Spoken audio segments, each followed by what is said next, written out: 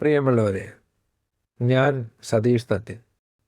എൻ്റെ പപ്പയുടെ 113-ാം ജന്മവാർഷികമാണെന്ന്.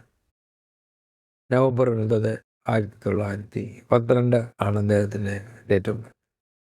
ഇന്ന് തിരുവനന്തപുരത്ത് AKG ഹാളിൽ വെച്ച് ഒരു പൊതു പരിപാടിയുണ്ട്. അതിൽ പങ്കെടുക്കുവാനായി എൻ്റെ 2 പ്രിയ സുഹൃത്തുക്കൾ കോഴിക്കോട് നിന്നെത്തി. അവരെ നിങ്ങളെ പരിചയപ്പെടുത്തുക എന്നാണ് എൻ്റെ മുന്നിൽ. ഒന്ന് ശ്രീകുമാർ ജി മുരം. അദ്ദേഹം സകല കലാവല്ലഭനാണ്. സിനിമകളിൽ അഭിനയിച്ചിട്ടുണ്ട്, ഗാനങ്ങൾ പാടിയിട്ടുണ്ട്, ഗാന പരിപാടികൾ ഒരുപാട് നടത്തിയിട്ടാണ്. രണ്ടാമത്തെ ആളാണ് നമ്മളേവരും വളരെയേറെ സ്നേഹിക്കുന്ന, ആരാധിക്കുന്ന കെ രാഘവൻ മാസ്റ്ററുടെ മകനാണ് ആർ കനകാന്ത്. അദ്ദേഹവും പാട്ടുകൾക്ക് വേണ്ടി, സംഗീതത്തിന് വേണ്ടി തൻ്റെ ജീവിതം ഉൾവെച്ച ഒരാൾ.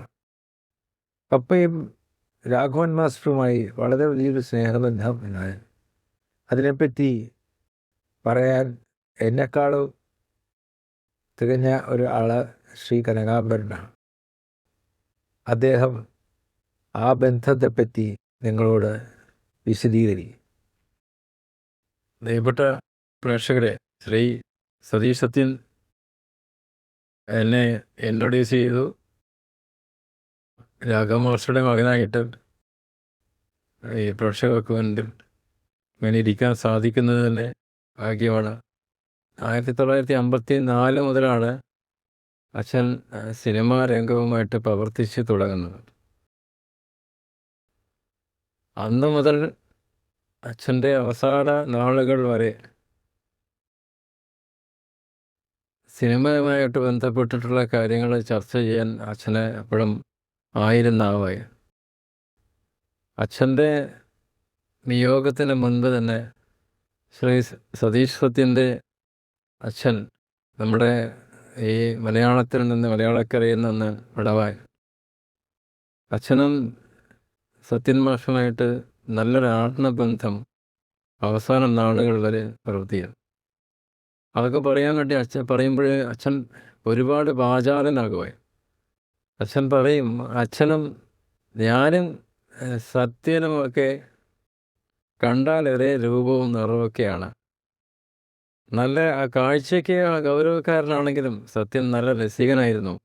വർത്തമാനം പറയാനൊക്കെ നല്ല രസികനായതുകൊണ്ട് എല്ലാവർക്കും രുചിക്കുന്ന തരത്തിൽ, ആസ്വദിക്കാനാവുന്ന തരത്തിൽ സത്യൻ സംസാരിക്കുമായിരുന്നു എന്ന് പറഞ്ഞിട്ടുണ്ട്.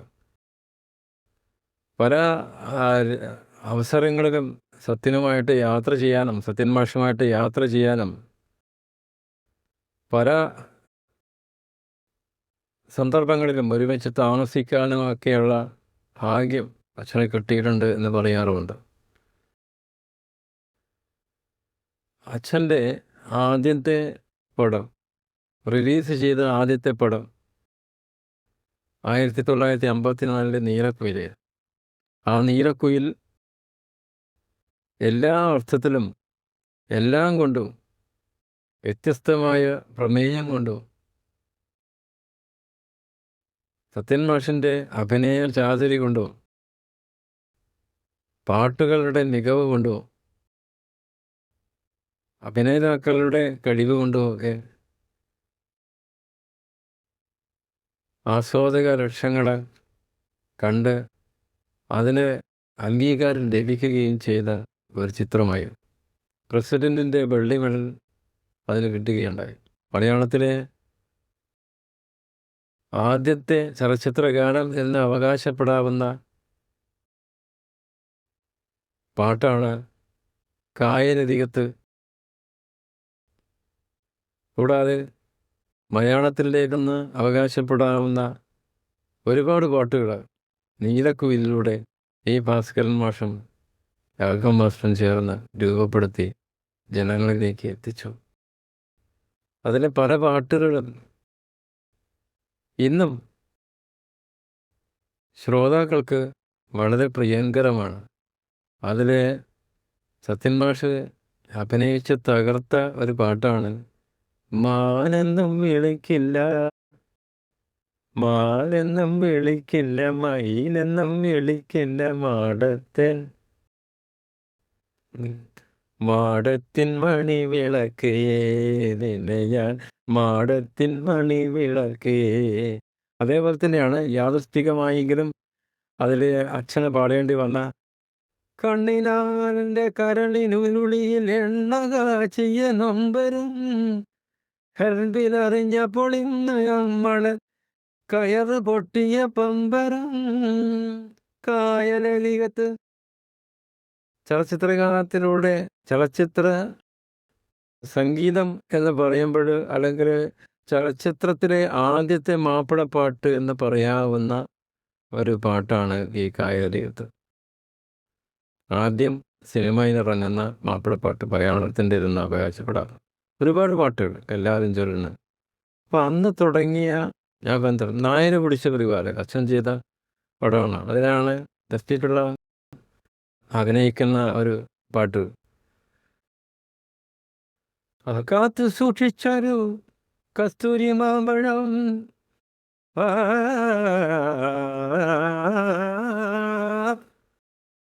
കാത്തു സൂക്ഷിച്ചൊരു കസ്തൂരി മാമ്പഴം കാക്ക പൊത്തി പോകും, അയ്യോ കാക്കച്ചി കൊത്തി പോകും.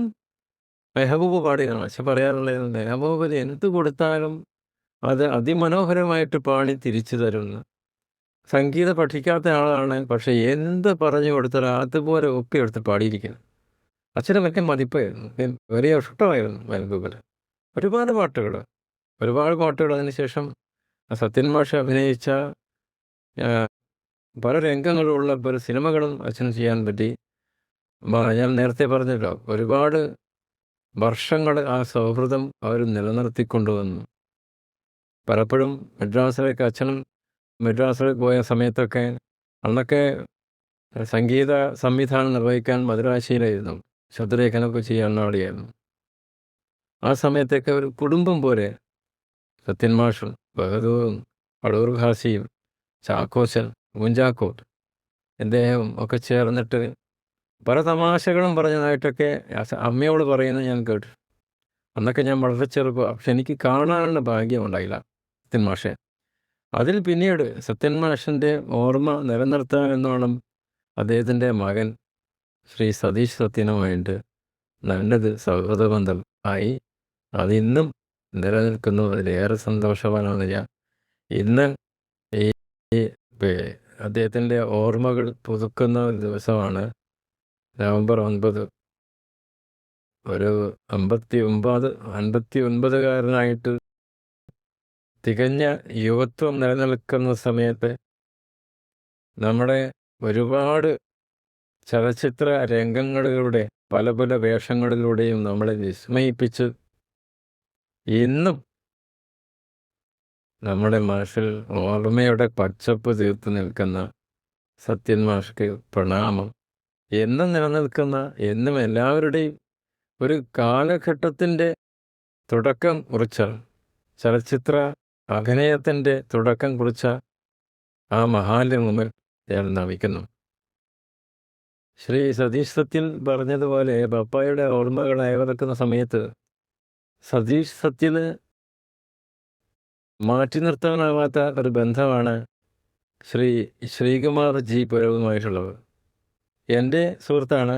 എൻ്റെ അച്ഛൻ ജീവിച്ചിരിക്കുമ്പോഴേ അച്ഛൻ്റെയും ആത്മസുഹൃത്തായിരുന്നു. സതീഷ് സത്യൻ്റെ പപ്പയെ അദ്ദേഹം നേരിൽ കണ്ടിട്ടുണ്ട്. എനിക്ക് കാണാമെന്ന് ഭാഗ്യമുണ്ടായില്ല, ഞാൻ നേരത്തെ പറഞ്ഞു. അദ്ദേഹത്തിന് ഒരുപാട് കാര്യങ്ങൾ പറയാനുണ്ട്.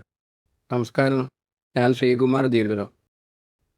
എക്കാലത്തെയും മഹാനടൻ അനശ്വരനായ ശ്രീ സത്യൻ മാസ്റ്ററുടെ 113ാമത് ജന്മദിനമാണെന്ന്.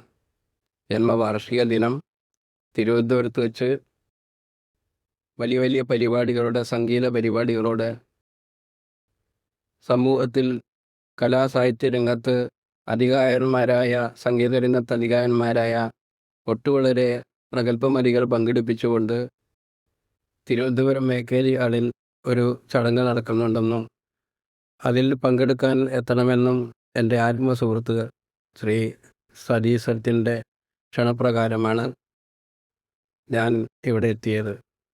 ശ്രീ ആർ കനകാംബരൻ എൻ്റെ മറ്റൊരു സുഹൃത്താണ്. അദ്ദേഹവും ഞാനും കൂടിയാണ് കോഴിക്കോട്ട് നിന്ന് തിരുവനന്തപുരത്ത് എത്തിയത്. ഏറെ സന്തോഷമുണ്ട്. ഇതുപോലുള്ളൊരു അവസരം തന്നതിന് എൻ്റെ ആത്മസുഹൃത്ത് ശ്രീ സതീഷ് സത്യനോട് ഞാൻ അങ്ങേയറ്റത്തോളം കടപ്പെട്ടവനാണ്.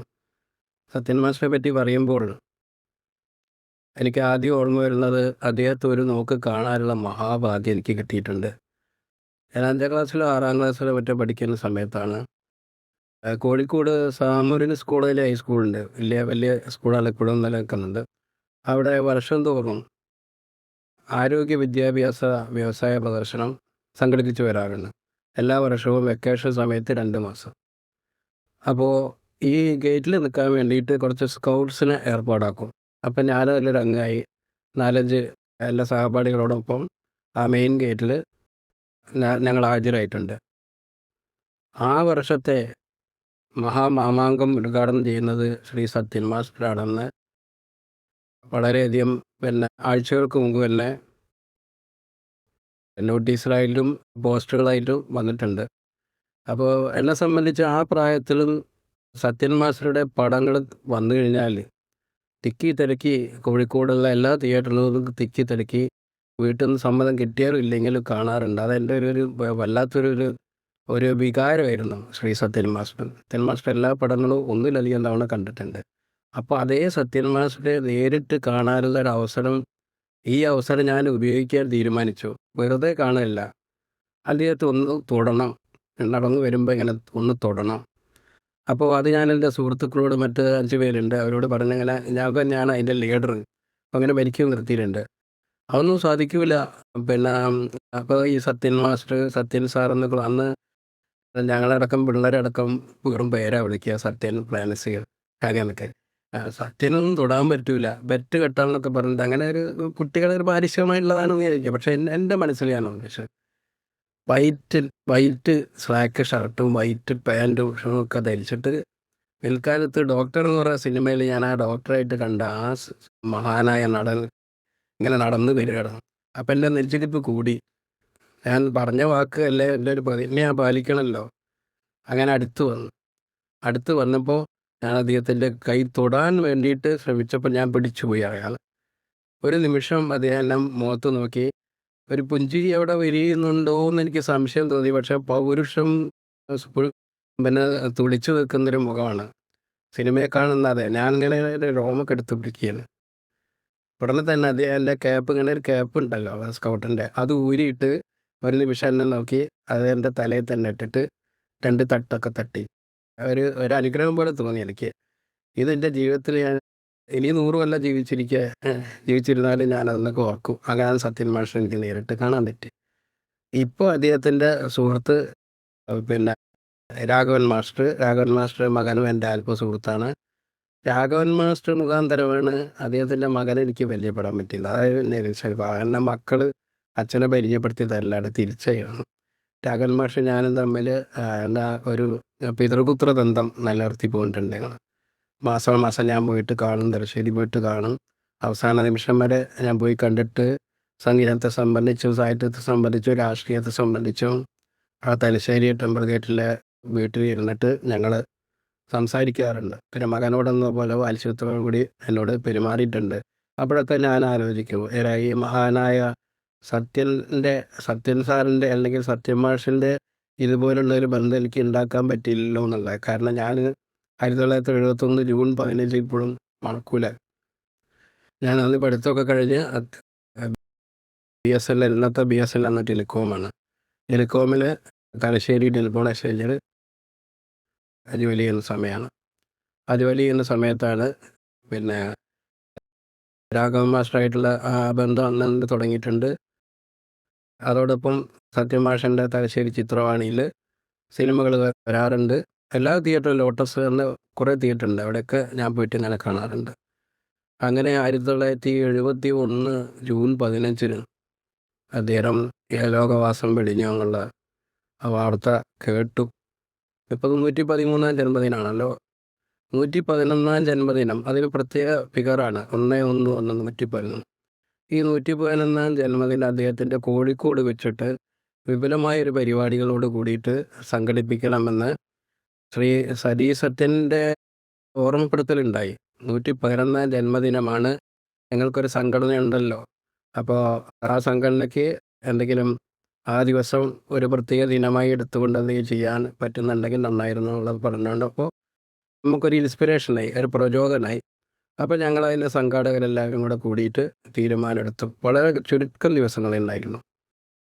ആ കോഴിക്കോട് ടൗൺ ഹാളിൽ വെച്ചിട്ട് മഹാനായ സാഹിത്യകാരനും ശ്രീ സത്യൻ മാസ്റ്ററുടെ അടുത്ത സുഹൃത്തുമായ ശ്രീ MT വാസുദേവൻ നായർ ഉദ്ഘാടനം ചെയ്തുകൊണ്ട് ആ പരിപാടി ശ്രീ സതീ സത്യൻ കോഴിക്കോട്ടെ സാഹിത്യ സാംസ്കാരിക രംഗത്തെ എല്ലാ പ്രഗത്ഭരെയും ഉൾക്കൊള്ളിച്ചുകൊണ്ട് ആ പരിപാടി സംഗീതത്തോട് കൂടിയിട്ട് സത്യൻ മാസ്റ്റർ അവതരിപ്പിച്ച കഥാപാത്രങ്ങൾ പാടുന്ന 30ഓളം പാട്ടുകൾ 35ഓളം പാട്ടുകൾ എല്ലാം തീരുമാനിച്ചു.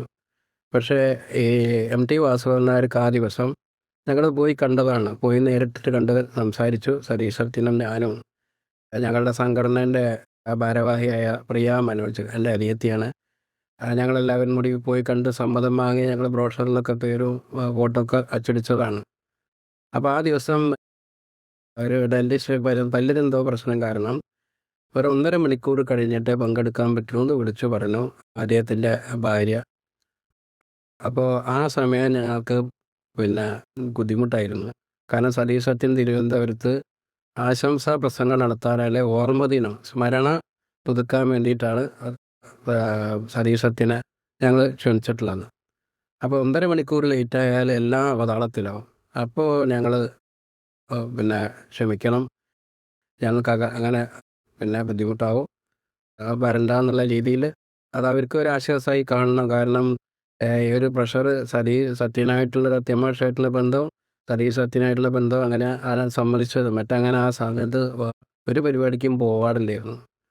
അപ്പോൾ അദ്ദേഹത്തിൻ്റെ അഭാവത്തിൽ എൻ്റെ ആത്മസുഹൃത്തും സത്യൻ മാഷിൻ്റെ പുത്രനുമായ സതീ സത്യനാണ് അത് ഉദ്ഘാടനം ചെയ്തത്. പ്രഗത്ഭനായ സംഗീതജ്ഞനും ജനകീയ വിഷകരനായ ഡോക്ടർ മധുറൂപ് രാജ് പ്രഭാഷണം നടത്തി. അദ്ദേഹം ഗായകൻ കൂടിയാണ്. ഞങ്ങളുടെ കൂട്ടത്തിലുള്ള ഗായകന്മാർ പങ്കെടുത്തുകൊണ്ട് സത്യൻ മാസ്റ്റർ അവതരിപ്പിച്ച കഥാപാത്രം അവതരിപ്പിച്ച സിനിമകളിലെ പാട്ടുകൾ അതിവിപുലമായ ഒരു സദസ്സിന് മുമ്പാകെ നന്നായിട്ട് അവതരിപ്പിക്കാൻ പറ്റി. അത് ആ ഒരു വലിയൊരു മഹാസംഭവമായി മാറി. മീഡിയാസ് എല്ലാം സഹകരിച്ചു. ഞങ്ങളതിന് മുമ്പ് പത്രസമ്മേളനം നടത്തിയിരുന്നു, എല്ലാ മീഡിയാസും സഹകരിച്ചു. അങ്ങനെ അതൊരു ഗംഭീരമായിട്ട് ഇപ്പോൾ 2 വർഷം കഴിഞ്ഞു. അപ്പം 111 കഴിഞ്ഞ് 112 113. അപ്പം ഈ ദിവസവും ഇവിടെ ആ മഹാനായ നടൻ്റെ സ്മരണ പുതുക്കുന്ന ഒരു ചടങ്ങിലേക്ക് കാഴ്ചക്കാരനായിട്ടെങ്കിലും എത്തിപ്പെടാൻ സാധിച്ചതിൽ അങ്ങേയറ്റത്തോളം സന്തോഷമുണ്ട്. ശ്രീ സതീ സത്യനോട് ഒരിക്കൽ കൂടി നന്ദി പറയുന്നു. മലയാളത്തിലെ ആദ്യത്തെ മലയാളത്തിൻ്റെ മണമുള്ള നീലക്കുയിലിന് ആ ഒരു കോമൺ ഫാക്ടർ, ഒരു പൊതു ഘടകം എന്നുള്ള നിലയ്ക്കാണ് ശ്രീ രാഘവൻ മാസ്റ്ററും ശ്രീ സത്യൻ മാസ്റ്ററും. അതായത് ആ സിനിമയിൽ നായക വേഷം ശ്രീധരൻ മാസ്റ്ററുടെ വേഷം അങ്ങേയറ്റത്തോളം എന്താ പറയുക, ഇന്നത്തെ ഭരത അവാർഡിന് വരെ ഓസ്കർ അവാർഡിന് വരെ അർഹത ഉള്ള ആ ഒരു അഭിനയ മേന്മ പുലർത്തിയ ആ സിനിമ, അതിൽ മലയാളത്തിൻ്റെ മണമുള്ള സംഗീതം നൽകിയ Shri K Raghavan master. Shri K Raghavan മാസ്റ്ററുടെ മകൻ ശ്രീ ആർ കനകാംബരനും സത്യൻ മാസ്റ്ററുടെ മകൻ ശ്രീ സതീ സത്യനും എൻ്റെ ആത്മസുഹൃത്തുക്കളായത് എന്താ ഞാൻ പറയേണ്ട, വിശേഷിപ്പിക്കാൻ ഒന്നുമില്ല, സത്യത്തിൽ ഒന്നുമില്ല. എൻ്റെ മനസ്സിലിങ്ങനെ എന്താ പറയുക, ഒരു ആഹ്ലാദം, ഒരു അഭിമാനം, അല്ലെങ്കിൽ എന്തോ ഒരു തരം വികാരമാണ് അത്. ഞങ്ങൾ പരസ്പരം പലപ്പോഴും കാണാറുണ്ട്. കനകാംബരനായിട്ട് ധാരാളം കാണാറുണ്ട്, സതീ സത്യനായിട്ട് തിരുവനന്തപുരത്താണ്, കോഴിക്കോടാണല്ലോ. ഞങ്ങളത് ഈ പരിപാടി കഴിഞ്ഞതിന് ശേഷം ശ്രീ സതീ സത്യൻ ഒന്നിലധികം തവണ കോഴിക്കോട് വരികയും ഞങ്ങൾ ഒന്നിച്ച് ചേരുകയൊക്കെ ചെയ്തിട്ടുണ്ട്. അപ്പോൾ ഈ 2 സുഹൃത്തുക്കൾ പിന്നെ എനിക്കുള്ളത് തന്നെ ഒരു അഭിമാനമായിട്ട് കരുതുകയാണ്. ഈ 2 പ്രഗത്ഭരായിട്ടുള്ള അച്ഛന്മാരുടെ 2 മക്കൾ ഈ നേരത്തെ എന്നെ ഇൻട്രൊഡ്യൂസ് ചെയ്തപ്പോൾ സത്യം പറഞ്ഞ സംഗീതം എനിക്കിഷ്ടമാണ്. പക്ഷെ എനിക്ക് പാടാൻ അറിയില്ല. എനിക്ക് അഭിനയം ഇഷ്ടമാണ്, അഭിനയിക്കാൻ അറിയാം. കുറച്ചൊക്കെ നാടകങ്ങളും സിനിമകളും ഒക്കെ വേഷം കിട്ടിയിട്ടുണ്ട്. അല്ലാതെ മറ്റൊരു വശം എൻ്റെ വ്യക്തിപരമായ കാര്യമാണ്. ഇവിടെ അതിന് പ്രസക്തി ഇല്ലെങ്കിലും. അപ്പോൾ ഈ 2 സുഹൃത്തുക്കൾ ഇന്നൊരു ഒരു ഒരു നീലക്കുയിൽ എന്ന് പറഞ്ഞ ആ ഒരു കോമൺ ഫാക്ടറിൻ്റെ ഒരു ഉപോൽപ്പന്നം എന്നുള്ള നിലയ്ക്ക് ഇന്ന് തികച്ചും പിന്നെ അവിചാരിതമായിട്ട് വന്നുകൂടിയ ഒരു കാര്യമാണ് 213-ാം ജന്മദിനത്തിൽ ഞങ്ങൾ 3 പേരും ഒന്നിക്കാനുള്ള ഒരു അവസരം കിട്ടിയത്. ഒരു പ്രത്യേകമായിട്ട് എനിക്ക് അങ്ങേയറ്റത്തോടും സന്തോഷം ഉണ്ട്. പിന്നെ സതീഷ് പപ്പായ സിനിമയിലെ പാട്ട് അഭിനയമൊക്കെ കഴിഞ്ഞ് വന്നിട്ട് ആ സിനിമയിലെ പാട്ടുകളൊക്കെ വീട്ടിൽ വന്നിട്ട് നിങ്ങൾ ഒപ്പം ഇരുന്നിട്ട് മക്കളെ ഒപ്പൊക്കെ ഇരുന്നിട്ട് അത് പാടുന്നതിൽ പതിവുണ്ടായിരുന്നു. പാടുന്ന പതിവില്ല. സിനിമയെ കുറിച്ച് സംസാരിക്കണേ, ആ സിനിമയുടെ പ്രത്യേക അതെ അതെ അതിനൊരു ഉദാഹരണം ഞാൻ പറയാം. പപ്പയും മമ്മിയും ഞങ്ങൾ 3 കുട്ടികളുമായിട്ട് അത് ഒരുമിച്ച് പോയി കണ്ട വളരെ കുറച്ച് സിനിമകളേ ഉള്ളൂ. അതിൽ ഒന്നായിരുന്നു ഭാര്യ. അപ്പോൾ ഈ ഭാര്യ സിനിമ കാണാൻ പോയപ്പോൾ തിരുവനന്തപുരത്തെ സെൻട്രൽ തിയേറ്ററിൽ വെച്ചായിരുന്നു. ഞങ്ങൾ പോയി. അപ്പോൾ സുബയ്യ പിള്ള അതിൻ്റെ ഉടമസ്ഥൻ അദ്ദേഹത്തിനോട് പപ്പയൊക്കെ എത്തുന്നു എന്ന് അറിയിച്ചിരുന്നു. അപ്പോൾ അവിടെ ഈ ബാൽക്കണിക്ക് അപ്പുറം ഒരു ബോക്സ് നമ്മുടെ ബോക്സാണ്. അപ്പോൾ അതിനകത്ത് കണ്ണുണ്ടാവുക. അതെ, അപ്പോൾ അതിനെ പ്രത്യേകം അവരെ ഒഴിച്ചിട്ടിരുന്നു. അവിടെ ആരും അറിഞ്ഞില്ല. സുബയ്യ പിള്ള അദ്ദേഹം മാത്രമേ അതിനുള്ളൂ. അതിനെ ചെയ്തില്ല. സിനിമ തുടങ്ങുന്ന അന്നത്തെ കാലത്ത് ഈ ഫിലിം ഡിവിഷൻ്റെ ആനിവേഴ്സറി അതൊക്കെ തുടങ്ങുന്ന ആ സമയത്ത് ഞങ്ങൾ കറക്റ്റ് ടൈമിൽ ചെന്നു. പടം ജസ്റ്റ് തുടങ്ങുന്നതിന് മുമ്പ് തന്നെ ഞങ്ങൾ കയറിയിരുന്നു. പടം കണ്ടു തുടങ്ങി. ഇതിനുള്ള ഒരു പ്രശ്നം ഇന്റർവ്യൂവിലായപ്പോൾ പലരും അങ്ങോട്ട് കണ്ടുപിടിച്ചു. ആ അങ്ങോട്ടൊക്കെ പോയപ്പോഴത്തേക്ക് എനിക്ക് ഉടനെ ന്യൂസൊക്കെ പടർന്നു. ഇതൊക്കെ ഈ ആളുകൾ അവിടെ ഇവിടെയൊക്കെ വന്ന് നിൽക്കാതെ തുടങ്ങി. ഇദ്ദേഹം സുബയ്യുള്ള പിന്നെ അവിടെ സെക്യൂരിറ്റിയൊക്കെ പോസ്റ്റ് ചെയ്തു. ആരെയും അങ്ങോട്ട് പോണ്ട, മറ്റുള്ളവർ എന്താ പറഞ്ഞാൽ അങ്ങനെ ചുരുക്കി പറഞ്ഞാൽ സിനിമ കഴിച്ചപ്പോൾ അപ്പോൾ സിനിമ തീരാനൊക്കെ പറഞ്ഞു നമുക്ക് നേരത്തെ അങ്ങ് പോകാൻ ഇല്ലെങ്കിൽ ഇവിടെ നിന്ന് പോകാൻ വരില്ല എന്നാൽ അങ്ങനെ പറഞ്ഞ് ഞങ്ങൾ ഏതാണ്ട് തന്നെ ഇപ്പം. അപ്പോൾ ഞങ്ങൾക്കൊക്കെ കുട്ടികൾക്ക് ഒരു വിഷമമുണ്ട്. കാരണം ക്ലൈമാക്സ് കാണണമല്ലോ, തീയതിൻ്റെ വരെ കാണണമല്ലോ എന്ന് പറഞ്ഞേ. പക്ഷേ എന്നാലും പപ്പ പറഞ്ഞോണ്ടായി അതൊക്കെ എന്നാലും ഞങ്ങളിവിടുന്ന് പോകുന്നത് വിടാണ്ട് മമ്മിയും എന്നോട് ഇറങ്ങി പപ്പയുടെ കൂടെ പപ്പ നടക്കുന്നുണ്ട്. ആ സ്റ്റെയർ കേസിൻ്റെ അവിടെ ഒക്കെ താഴോട്ട് നോക്കിയേക്കോ അവിടെ ജനമഹാസമുദ്രം. അങ്ങനെ ആ ജനമഹാസമുദ്രം ആളുകളൊക്കെ തിങ്ങി നിൽക്കുക. ഇപ്പോൾ പറഞ്ഞു വേണ്ട നമുക്ക് പോയിരിക്കാം, എന്തായാലും കണ്ടു കഴിഞ്ഞിട്ട് അങ്ങനെ സിനിമ കണ്ടു, മുഴുവൻ കണ്ടു കഴിഞ്ഞിട്ട് ഞങ്ങൾ പതുക്കെ ഇറങ്ങി. ദൈവമേ, അവിടെ നിന്ന് ഞങ്ങൾക്ക് കാറിൽ കയറാനോ കാറിൽ നിന്ന് റോഡിലേക്ക് ഇറങ്ങാൻ വളരെ ബുദ്ധിമുട്ട്. പിന്നെ അപ്പോഴത്തേക്കും ഇദ്ദേഹം വിളിച്ച് പറഞ്ഞിട്ട് പോലീസൊക്കെ വന്നു, എല്ലാം കഴിഞ്ഞു. പക്ഷേ പപ്പ എല്ലാവരോടും വളരെ വലിയൊരു സബ് ഇൻസ്പെക്ടർ ആയിരുന്നു. അപ്പോൾ ആ ഒരു ആളുകളുടെ രീതി അതാരെയും വെറൈറ്റീൻ്റെ ഒന്നുമില്ല. അവിടെ പുള്ളി ഇങ്ങനെ വന്നത് പോയി ഒന്ന് മാറി പറഞ്ഞ് അവരൊന്നും നേരത്തെ കണ്ട് ഭാര്യയെയും മക്കളെ ഇടയിൽ കൂടി അങ്ങോട്ട് കടത്തി വിട്ടു. അങ്ങനെ ഞങ്ങൾ കാറ് കയറി വരുന്നു. കാറ് കയറി ഇരുന്ന പോലെ വെച്ചല്ല, കാറ് മുഴുവൻ ചുറ്റിയ ആളാണ്. കുറച്ച് നേരം ഇരുന്നു. പുള്ളി ഗ്ലാസൊക്കെ തുറന്നെല്ലാം കാണിച്ചു. ശരി, അപ്പോഴേ ഞങ്ങൾക്ക് പോകണം ഒന്ന്. രണ്ടാമത് അടുത്ത ഷോ തുടങ്ങണം. ആളുകൾ ടിക്കറ്റ് മേടിച്ചിട്ടിരിക്കുക. അപ്പോൾ എല്ലാവരെയും കണ്ടത് സന്തോഷമൊക്കെ പറഞ്ഞു പുള്ളി അതൊക്കെ വണ്ടി സ്റ്റാർട്ട് ചെയ്തു. അന്ന് അപ്പോൾ തന്നെയാണ് വണ്ടി ഓടി. മമ്മി ഫ്രണ്ടിൽ കൊണ്ട് ഞങ്ങൾ മുന്നിലും പറയും. അത് വണ്ടി സ്റ്റാർട്ട് ചെയ്ത് ഒരു വിധം അപ്പോൾ പോലീസുകാരൊക്കെ വന്ന് മാനവികമാണെന്ന് വിളിച്ചു കൂത്തിയും തള്ളിയും ഞങ്ങൾ ഒരുവിധം ഞങ്ങൾ പുറത്തിറങ്ങി. മെയിൻ റോഡിൽ കയറി അത് വണ്ടി ഓടിച്ച് പോകുമ്പോഴത്തേക്ക് പെട്ടെന്ന് ഞങ്ങൾ ആദ്യം ശ്രദ്ധിച്ച പപ്പയാണ്. അമ്മ വളരെ സീരിയസ് ആയിട്ട് പുറത്ത് ഞങ്ങൾ നോക്കിയിരിക്കുക. ചിനിയില്ല, ഒന്നുമില്ല, വളരെ ഗൗരവം. അപ്പോൾ പപ്പ ചോദിച്ചു, ഞാൻ കത്ത് പറ്റി. അപ്പോഴാണോ പറയുന്നത്. അപ്പോൾ പപ്പയുടെ മമ്മയുടെ മറുപടി ദുഷ്ടൻ. അപ്പോൾ അത് തന്നെയാണ് ആരെങ്കിലാണോ അപ്പോഴെ ആശ്വാസം. പപ്പയുടെ മുഖത്ത് ചിരി വിടുന്നത്. ആന്റണി ഗ്രേസി, അഖിലി ഭാര്യ, നേരത്തെ പറഞ്ഞ പാട്ടില്ല സ്ത്രീകരണം, ഇന്നത്തെ പ്രഗത്ഭ പ്രൊഡ്യൂസറും ഡയറക്ടറൊക്കെ അല്ല ആരാ, ജിജോ, അതെ ബാലതാരം, അതെ അതല്ലേ അതെല്ലാം ഉണ്ടായിരുന്ന ആ പടത്തില്. കാരണം അപ്പോ സ്ത്രീകൾക്ക് വെറുക്കപ്പെട്ട ഒരു ക്യാരക്ടർ അതുമല്ല പ്രൊഫസർ അല്ലെ പ്രിൻസിപ്പളായിരുന്ന ആളോട് ചെയ്തതില് അത് അപ്പൊക്കെ ഭയങ്കര അഭിമാനത്തും കൊള്ളാം. അങ്ങനെ പുള്ളി കാറ് ഓടിക്കുന്ന നല്ല രസമാണ്.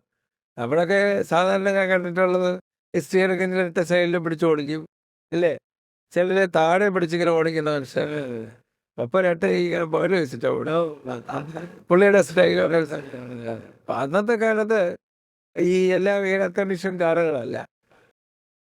അപ്പോ അംബാസഡർ ഫിയറ്റും ഒക്കെ. അപ്പൊ അന്ന് എന്താന്ന് വെച്ചാല് സിഗ്നലിൽ നമ്മൾ കാണിക്കും കൈ ഓടിച്ചോണ്ടിരിക്കുന്ന. ഇപ്പൊ വലത്തോട്ട് വേണമെങ്കിൽ കൈ വലത്തോട്ടിടും, നേരെ പോകണമെങ്കിൽ നേരെ കാണിക്കും ഇല്ലേ, സ്ലോ ചെയ്യണമെങ്കിൽ സ്ലോ ചെയ്യും, അതുകൊണ്ടാവണൊക്കെ കാണിക്കും ഇല്ലേ, ഹോളത്തി കാണിക്കും, ഇതൊക്കെ കാണിച്ചാൽ പോടാ. ഇതങ്ങനെയൊന്നും ഇല്ല എങ്കിലേ അന്നത്തെ കാലത്ത് അങ്ങനെ. ഇപ്പോൾ പപ്പയ്ക്ക് തമാശയുണ്ട് ഞാൻ ശ്രദ്ധിച്ചിട്ടുള്ളത്. ഈ ഓർമ്മ തിരുവനന്തപുരത്ത് അവിടെ മണക്കാട് നിറങ്ങി ഇവിടെ കിഴക്കേക്കോട്ട വഴി വന്ന ഓവർബ്രിഡ്ജിൻ്റെ അവിടെ എത്തപ്പോഴേ അവിടെ ഒരു തണുപ്പൊരു റിലീസായിരുന്നു. ബ്രിഡ്ജിൽ ഒരു മൂന്നടി ഒരു ഹൈറ്റിൻ്റെ പുറത്താ നിൽക്കുന്നു. വളരെ തിരക്ക് പിടിച്ച ഒരു ജംഗ്ഷനാണ് ഈ ഓവർബ്രിഡ്ജ്. അപ്പോൾ അവിടെ നിൽക്കുന്ന അപ്പോൾ ഈ പോലീസുകാർ തന്നെ കണ്ടു കഴിഞ്ഞാൽ ഈ അവർക്ക് ഒരു ചവിട്ടി സല്യൂട്ട് എന്നുള്ളൊരു സാധനം, കയ്യെടുത്തല്ല ശരിയില്ല, ചവിട്ടിയാണ് സല്യൂട്ട് ചെയ്യുക. അത് ഇപ്പോഴും ഉണ്ടല്ലേ എക്സാക്ട്. അപ്പോൾ പപ്പ ഇങ്ങനെ എന്താ ചെയ്യുക, ഒരു ചവിട്ടി സല്യൂട്ട് ചെയ്യപ്പെട്ട് പപ്പ റെസ്പോണ്ട് ചെയ്യുന്ന എങ്ങനെയാണത്, നേരെ പോകണമെന്നല്ല ഓടോട്ട് പോകണം. അപ്പൊ ഏതൊരു പോലീസുകാരുണ്ടോ എത്ര ഗൗരവത്തിരിക്കണാലും ഇത് ചിരിച്ചു പോകും. അപ്പൊ ഇതൊക്കെ പപ്പട്ടിക്കാനുള്ള കൊച്ചു കൊച്ചു പുസ്തകങ്ങളൊക്കെ ഉണ്ടായിരുന്നു. അതേ പോയി. പിന്നെ ഈ പറഞ്ഞ പോലെ അല്ല, വീട്ടിലെ ഗൗരവക്കാരനായിരുന്നില്ല. പപ്പ വീട്ടിൽ വരുമ്പോഴേ മാത്രമാണ് ഞങ്ങൾ വീട്ടിൽ ഉത്സവം. ആ ഷൂട്ടിങ് കഴിഞ്ഞ പുള്ളി വരുമ്പോഴേ ഓണത്തിനായാലും ക്രിസ്മസിനായാലും എപ്പോൾ വന്നാലും പുള്ളി നമ്മുടെ കൂടെ കൂടും. ഇപ്പോൾ ക്രിസ്മസിനൊക്കെ വന്നാലും സ്റ്റാർ കെട്ടി തൂക്കാനും പിന്നെ ഡെക്കറേഷനൊക്കെ ചെയ്യാനും എല്ലാം പുള്ളി കൂടെ വന്നാൽ അങ്ങനെ ചെയ്യും. പക്ഷേ എല്ലാ ജോലികളും വീട്ടിൽ വന്നാലും പുള്ളി ഒരു പ്രശ്നമില്ല. പുള്ളിക്ക് ഞാൻ സിനിമ നടനാണെന്ന് കസേരയിൽ ഇരിക്കുകയല്ല, പുള്ളി എല്ലാത്തിനും ഇടപെടും. വന്നു ബാത്റൂം നോക്കുമ്പോൾ ഒരു ബാത്റൂമിൽ നേരെ കഴിയിട്ടില്ല ഉടനെ പുള്ളി വെള്ളം എടുത്തൊഴിച്ച് അത് ഉടനെ അവിടെ ബ്രഷ് ചെയ്യും. അങ്ങനെ തന്നെ എല്ലാം. അപ്പം ഞങ്ങൾ പപ്പയുടെ നാളെ ഞങ്ങൾ എങ്ങനെയാണ് രണ്ടാമത് അതെ അതൊക്കെ തീർച്ചയായും അല്ല ജീവിതത്തിൽ അങ്ങനെയായിരുന്നു. ബാക്ച്വല്ല അങ്ങനെ വേണ്ടി ഒരുപാട് പറയാനുണ്ടാകുമായിരുന്നു. അപ്പോൾ ഈ പപ്പയുടെ ഒക്കെ നാളെ പഠിച്ച ഒരു പാഠം, ഏത് ജോലി ചെയ്യുന്നതിന് ഒരു നാണക്കേടുമില്ല. പുള്ളി അടിച്ചു വാരണോ കാണും. അങ്ങനെ പറഞ്ഞപ്പോൾ ഒരു സമ്മതി ഞാൻ പറഞ്ഞുണ്ട്. ഞങ്ങളുടെ വീട്ടിൽ ഒരു ദിവസം മണക്കാട്ട് വീട്ടിൽ പപ്പ പുറത്തേക്ക് പോവാം. പോകാൻ നേരത്തെ മമ്മി വന്ന് യാത്രയ്ക്കാൻ നേരത്ത് വന്ന് പോകുന്ന വഴിക്ക് ആ തേങ്ങ വീട്ടിലായിരുന്നു അപ്പം വരാൻ പാടല്ലേ എന്ന് പറഞ്ഞു. അപ്പോൾ ശരി എന്ന് പറഞ്ഞ പുള്ളി സ്റ്റാർട്ട് ചെയ്തു. അപ്പോൾ അടുത്ത ജംഗ്ഷനിൽ മണക്കാട് ജംഗ്ഷനിൽ എത്തിയപ്പോഴത്തേക്ക് അവിടെ ഒരു പിന്നെ 2-3 കടകളുടെ അവിടെയാണ് ഈ നമ്മുടെ CAT-കാരും തേങ്ങ ഇങ്ങനെ കൂടിയിരിക്കുന്നത്. അപ്പം പുള്ളി അവിടെ ഒന്ന് സ്ലോ ചെയ്യാന്ന് ചോദിച്ചു. എവിടെ പറഞ്ഞാൽ മാധവൻ ഇല്ല വന്നില്ല സാർ വന്നില്ല. എല്ലാവരും വലിയ സന്തോഷം. സിനിമ പ്രത്യേകിച്ച് അന്നത്തെ കാലത്ത് പുള്ളി പള്ളി കൊണ്ടുണ്ടോ കഴിഞ്ഞോ. അപ്പോൾ അവിടെ അവർ നിർത്തി ചോദിക്കുകയാണ്, അല്ല സാർ വന്നില്ല. അപ്പോൾ വന്നാൽ ഒന്ന് വീട്ടിലോട്ട് ചെല്ലാൻ പറയാം. പുള്ളിയൊക്കെ പോയി. പുള്ളി ഉച്ചയ്ക്ക് വന്നപ്പോഴത്തേക്കും മാമ്പേടിച്ച് ചോദിച്ചു പാകം വന്നോ തേങ്ങ വേണ്ടി തേങ്ങ ഒന്നും വെട്ടിയില്ല ഒരു തേങ്ങ പോലും ഇട്ടത് തീർന്ന മമ്മയില്ല വെള്ളമൊന്നും വെട്ടിയില്ല. പുള്ളി നേരെ പിന്നെ അകത്തേക്ക് പോയി. മമ്മി അടുക്കളയിൽ പോയി പിന്നെ ഊണ് കഴിക്കാനുള്ള പ്ലേറ്റ് ഇട്ട് പെട്ടെന്ന് നോക്കിയപ്പോഴത്തേലും പടപടാവെന്ന് പറഞ്ഞ് തേങ്ങ വെട്ടിയിടുന്നു. തേങ്ങ വെട്ടിയുടെ ശബ്ദം കേട്ടപ്പോഴേ അന്ന് വെച്ചാ ഇയാൾ പറഞ്ഞ് നമ്മളോട് പറയാതെ തെക്കി കയറി തേങ്ങ വെട്ടി. എൻ്റെ മമ്മി ഇതിലേക്ക് ആരും എന്നോട് പറഞ്ഞാടാ പോയി നോക്കും അയാളെ മാധവന്നൊക്കെ തേങ്ങ വെട്ടിന്നാക്കും. അയാളെ അവിടെ ഇപ്പോഴത്തിൽ തെങ്ങിൻ്റെ അടുത്തേക്ക് വന്നപ്പോൾ ഞാൻ കണ്ടൊരു എണ്ണം അതോ നല്ല തെക്കി ഉള്ളിൽ കാട്ടൊക്കെ പോയിട്ടില്ല.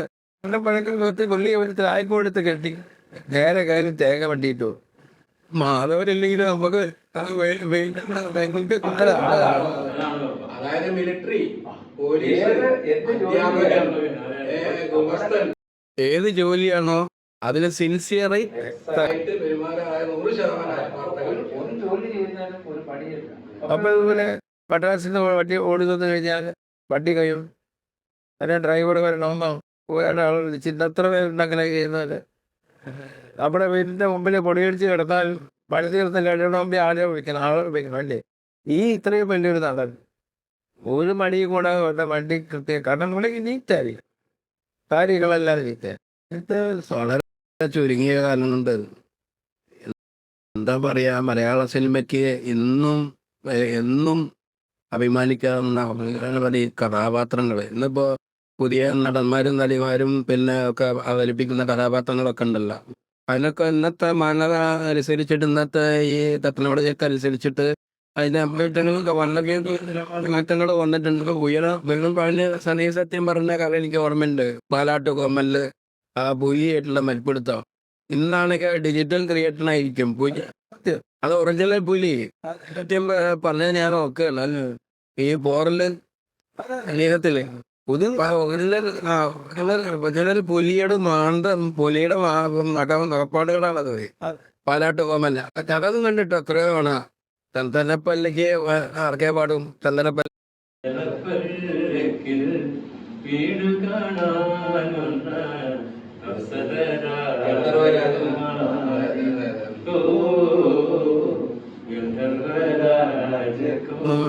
എന്താ പോകെന്നൊക്കെ പറഞ്ഞാൽ ഇപ്പൊ കഥാപാത്ര വടക്കമ്പാട്ടിൽ ഒരു കഥാപാത്രം.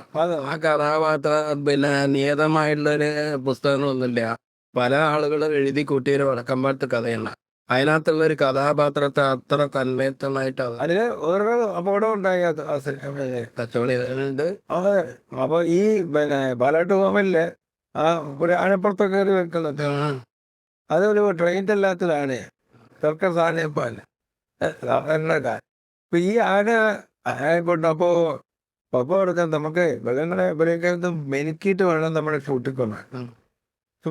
എന്താ അപ്പോൾ ആനക്കാരനോട് പറഞ്ഞ ഞാന് ഒരു പോലെ പഴവും കൊടുത്തു.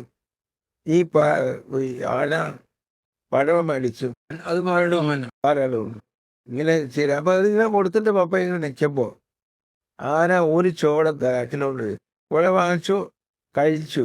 ഒരു പഴം കൊടുത്തു, അത് വാങ്ങിച്ചു കഴിച്ചു. ഒരു കാല കിടകോട്ട് വെച്ചിട്ട് കാല പൊട്ടിയിടണോ ചെയ്യാം. അപ്പൊ കൊമ്പ് വന്ന് ഈ തോൾ കാണിച്ചു. ആ പുളി വിട്ട് വീണു. പക്ഷേ വീണ് കഴിഞ്ഞ ഉടനെ പുള്ളിക്ക് ഉടനെ ഭയങ്കര പുള്ളി പിന്നെ ഡൈനാമിക്കാണ്. ഇത് ഓടി. അപ്പൊ ഇത് കഴിഞ്ഞ ആരെ എന്താ വെച്ചാൽ ആര് ചാർജ് ചെയ്യുക. അത് പുള്ളി എന്ന് ഒരൊറ്റ ഉടനെന്ന് പറഞ്ഞ പുള്ളി ഉടനുണ്ടായിരുന്നു മാറി പിള്ളേൻ്റെ ഭാഗത്ത്. എന്നിട്ട് അതേ ആനയുടെ പോലെ അടുത്ത് വന്ന് വീണ്ടും ഒരു ഇത് കൊടുത്തിട്ട് പുള്ളി ആനക്കാരനോട് ചവിട്ടി മനസ്സിൽ. പിന്നെ ആന കൂട്ടി പിന്നിട്ട് ഒരു പ്രശ്നം ഉണ്ടായി. അപ്പം അതിനൊരു പാട്ടൊക്കെ ഉണ്ടല്ലോ, പിന്നെ അവരെ ഇവരൊക്കെ ഇവരൊക്കെ കുളിച്ചോണ്ടിരിക്കുമ്പോഴേ എന്താ ആ പാട്ടേതാന്ന് പറഞ്ഞത്. അപ്പം അതിനിങ്ങനെ പുള്ളി കിടക്കുന്നപ്പോഴത്തേക്കല്ല ആനപ്പുറത്തേക്കല്ല വരുന്നത് ആമ്പൽ പൂവാണ്. അല്ല അതല്ല അല്ല അതുപോലെ പാട്ട് അതല്ല അങ്ങനെയുള്ള വരികളൊന്നും എനിക്ക് ഓർമ്മയില്ല. കേട്ടിട്ടുണ്ട് ധാരാളം. അതെ അതെ അതെ അതെ. അപ്പോൾ ഒരുപാട് ഇങ്ങനെ അനുഭവങ്ങൾ ഉപയോഗിക്കുന്നുണ്ട്. അപ്പം ഇതിൻ്റെ പിന്നെ നമ്മളോട് സംസാരിക്കും. ശരിക്കും പറഞ്ഞാൽ പുതിയ തലമുറയ്ക്ക് ഒരു പാഠ്യവിഷയമാക്കേണ്ടതാണ് കേട്ടോ ആ സിൻസിയറിറ്റി. ഞാൻ പറയാം, അത് ഞാൻ പറഞ്ഞുതരാ. അന്ന് ഒരു വെറും ആരിഫട്സയാണ്. ഒരു ആരിഫട്സ് അപ്പുറം ലെഫ്റ്റ് റൈറ്റ് ബാക്കിൽ ഫ്രണ്ടിൽ ഇങ്ങനെ വെച്ചിട്ടാണ് ഇത്. ഇന്നത്തെ പോലെ കമ്പ്യൂട്ടറൈസ്ഡ് സാധനം, ഡിജിറ്റൽ ക്യാമറ, ഓരോ ആളിൻ്റെ ഒരു ആംഗിൾ കണ്ടുപിടിക്കണമെങ്കിൽ ഒന്ന് നിന്നിട്ട് ഒരിൻ്റെ അടുത്ത് ഇലക്ട്രിക് എത്ര ആംഗിൾ വേണമെന്നല്ലോ. അതങ്ങനെയല്ല, ഇവിടെ വെച്ചെടുക്കണം. അങ്ങനെയുള്ളതെന്നല്ല കാലത്തായിരുന്നു. അത്രമാത്രം പ്രയാസപ്പെട്ടിട്ടാണ് നമ്മുടെ തമ്പി സാറ് പറഞ്ഞതുപോലെ അന്ന് മലയാള സിനിമയ്ക്കോ സിനിമാ നടന്മാർക്കോ ഒന്നും പേര് പ്രശസ്തിയൊന്നും ഇല്ല. പിന്നെ അപ്പയ്ക്ക് അതും അല്ലാത്ത കാലം. പിന്നെ അപ്പയ്ക്ക് അനുകരിക്കാനൊരു നടനുണ്ടായിരുന്നില്ല മലയാളത്തിൽ. നിങ്ങളെ എല്ലാവരും ഓർക്കേണ്ട ഒരു കാര്യമാണ്. മനസ്സിലായോ? അദ്ദേഹം കണ്ട് അത് അപ്പോൾ അന്ന് എല്ലാം നാടകത്തിൽ നിന്ന് തോന്നുന്ന നടന്മാരും കുറച്ച് കൂടുതൽ ഓവർ ആക്ഷനൊക്കെ കാണിച്ചിരുന്ന ഒരു കാലത്ത് വളരെ സ്വാഭാവികമായി പിന്നെ അഭിനയിച്ചു തുടങ്ങിയ, അഭിനയിച്ച് കാണിച്ചു കൊടുത്ത, അത് തമ്പി സാറിൻ്റെ വാക്ക് ശിവകുമാരൻ സാറ് പറഞ്ഞതുപോലെ അങ്ങനെയുള്ള ആ നടന്മാർക്കൊക്കെ ഒരു വഴി വെട്ടിക്കൊടുത്ത ഒരാളാണ്. അതാണ് മൊബൈലിൻ്റെ കാര്യം. കാരണം അത് തന്മയത്വത്തോടെ. പിന്നെ അദ്ദേഹം പറഞ്ഞ വേറൊരു കാര്യം ഉണ്ടെന്നോ, ഒരു എഴുത്തുകാരൻ പേന കൊണ്ടാണ് ഇത്, ഒരു ക്യാമറാമാൻ ക്യാമറ വെച്ചിട്ടാണ് ഇത്. അത് മനസ്സിലാക്കി അതിനോടൊപ്പം ലയിച്ച് ചേർന്ന കഥാപാത്രത്തെ അവതരിപ്പിക്കാൻ പറ്റുക എന്ന് പറഞ്ഞാൽ ഈ പറയുന്ന ഒരു പിന്നെ എന്താ പറയുക, ഒരു അധ്യാപകനായിട്ട് തുടങ്ങി ഒരു പിന്നെ പട്ടാളക്കാരനായി, ഒരു പോലീസ് ഇൻസ്പെക്ടറായി, അവിടെ ഇത്രയും ജീവിതത്തിലെ വേഷങ്ങൾ കഴിഞ്ഞ് സിനിമയിലേക്ക് വന്ന ഒരു നടൻ അത് കാണിച്ചു കൊടുക്കുക എന്ന് പറഞ്ഞാൽ അവിടെയാണ് അദ്ദേഹത്തിന് ഗ്രേറ്റ്. അതാണ് സത്യം. സതീഷ് വേറെ ആർക്കെ വേറൊരു കാര്യമില്ലേ? ഇപ്പൊ എന്നിട്ട് ഈ ആരായിരുന്നു ഈ സത്യൻ എന്ന് പറഞ്ഞ മഹാനടൻ? എന്തായിരുന്നു അദ്ദേഹത്തിന്റെ ഈ അഭിനയ പാഠം എന്നൊന്നും അറിയാത്ത ഒരു കൂട്ടം മിമിക്രിക്കാര് ഇവിടെ വന്ന് കാട്ടിക്കൂട്ടുന്ന കോപ്ര ഇവരൊക്കെയുടെ അതിനൊക്കെ ഒരു ഈ മിമിക്രിക്കാർ കുറച്ച് അതിഭാഗത്തൊക്കെ കളിച്ചൊരു സാധനല്ലേ. അതെ, അതിനുള്ള ദൂഷ്യവശം കൊടുക്കുക. ഇന്നത്തെ തലമുറയ്ക്ക് സത്യൻ എന്ന് പറയുന്ന നടൻ ഒരു കോമാളിയായിരുന്നു, അല്ലെങ്കിൽ ഒരു എന്താ പറയുക, ഒരു പിന്നെ ഒരു കൊമേഡിയനായിട്ട് ഇങ്ങനെ ഓരോ ഇത് കാണിച്ച ഒരു നടനായിക്കാണ്. അദ്ദേഹത്തിന്റെ പരുഷമായ ശബ്ദം ഉണ്ടല്ലോ, ആ ശബ്ദം വരെ വികലമായിട്ട് അങ്ങനെയല്ല നമുക്കറിയാം. ഇവരെ ആരെങ്കിലും പപ്പയുടെ ഈ പറയുന്ന കാണിക്കുന്ന ആയാൽ ഇവര് പപ്പയുടെ ഒരു സിനിമയെങ്കിലും കണ്ടിട്ടുണ്ടെങ്കിൽ ഒരു ക്യാരക്ടറിനെങ്കിലും അതുപോലെ ഒന്ന് കാണിക്കാൻ പറ്റിയിട്ട് അത് വേറൊരു കാര്യം പറ്റില്ല. അതുകൊണ്ടായിരിക്കണം ചിലപ്പോൾ ജോലി കുറച്ചെല്ലാം കാണിക്കുന്നതല്ല. പിന്നെ അന്നും ഇന്നും ഇപ്പൊ സത്യമാഷിന്റെ പടം, ഇപ്പൊ ബ്ലാക്ക് ആൻഡ് വൈറ്റ് പടങ്ങൾ തിയേറ്ററിൽ അങ്ങനെ വരാറില്ല. പക്ഷെ യൂട്യൂബിലൊക്കെ എടുത്തിട്ട് പോവാം, ധാരാളം ആളുകൾ ധാരാളം ആളുകൾ കാണുന്നുണ്ട്. ഞാനിപ്പോൾ എൻ്റെ മക്കളെ ഈ വികലമായിട്ടുള്ള കാരണം ഇതൊന്നും എല്ലാ മക്കളെ എന്ന് പറഞ്ഞിട്ട് പിന്നെ അച്ഛൻ നേരിട്ടിട്ട് അദ്ദേഹത്തെ ഒരു നോക്കെങ്കിലും കണ്ടിട്ടുണ്ട്. അദ്ദേഹത്തിന്റെ മകനായിട്ട് കടൽ എൻ്റെ മക്കൾക്കൊക്കെ ഗറിതത്തെ അറിയാം. അപ്പൊ ആ ഒരു മഹാനടന്റെ ഒരു ഭാവാഭിനയത്തിന്റെ അകണ്ടല്ലോ, അതൊന്നും നിങ്ങൾ കണ്ടിട്ടില്ല. നിങ്ങൾ കാണില്ല. ചിലപ്പോഴൊക്കെ അവരിട്ട് കാണാറുണ്ട്. അപ്പോൾ അവർക്ക് മനസ്സിലായി, അവരാഗ്രഹം രസിക്കുക. അവര് മാത്രമല്ല, ഈ ഇന്നത്തെ തലമുറ മുഴുവൻ കണ്ടിട്ട് കൈയടിച്ചിട്ട് രസിക്കുകയാണ്. പക്ഷെ ഇവർ ചെയ്യുന്ന എന്താണെന്ന് പിന്നെ മുമ്പ് ഇതിൽ പറഞ്ഞ മാതിരി ഇവർ ചെയ്യുന്ന എന്താണെന്ന് കർത്താവ് ഇവരറിയില്ല. അതാണ് സത്യം. പപ്പയുടെ 213 ജന്മവാർഷികം. അതെ, ജന്മവാർഷികത്തിൽ പപ്പയെ കുറിച്ച് ഇത്രയും അറിയാൻ ദൈവം ഓർക്കാനും പഴയ കാര്യങ്ങൾ അയവറക്കുവാനും സാധിച്ചതിൽ അതിന് കാരണക്കാരെ കണ്ടവരോട് എനിക്ക് വളരെയേറെ നന്ദിയുണ്ട്, സ്നേഹമാണ്. നമസ്കാരം.